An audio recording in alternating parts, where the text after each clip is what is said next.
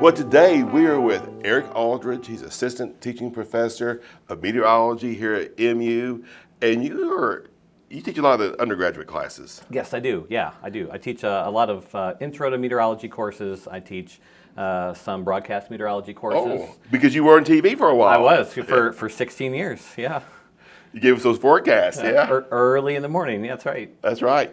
But now this is a special class here, though, isn't it? This is really hands-on for your students. Absolutely. So this is part of our weather analysis and forecasting group, and they put together a campus weather forecast Monday through Friday morning and then Monday through Friday afternoon. And so it's great because they can take what they've learned in our classroom, they can apply it to real world applications so that real people can get an accurate forecast. What better way to show off the Missouri method than learning and then doing?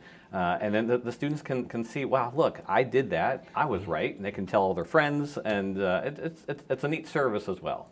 And it helps that we have our own MU TV station, doesn't it? Absolutely. Because I see some of these folks on television. That's right. That's right. It's fun to watch the students grow over the course of 16 weeks, and just watch them improve and grow and learn, and it's exciting. So do all of our land grants have a program like this? Around the United States, not. I mean, some do, but not. I don't think to the breadth that we have.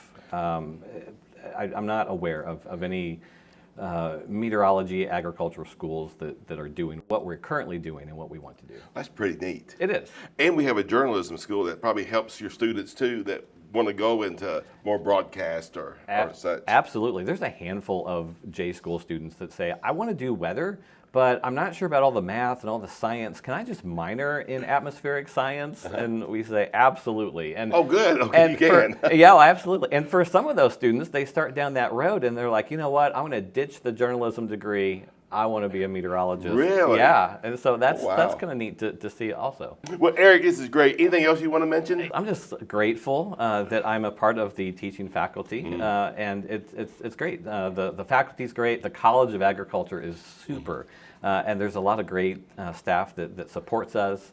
And it's a fun place to be. Because you mentioned the other faculty, you have a lot of research faculty behind you all. Absolutely. Tony Lupo is big on climate change and climate research.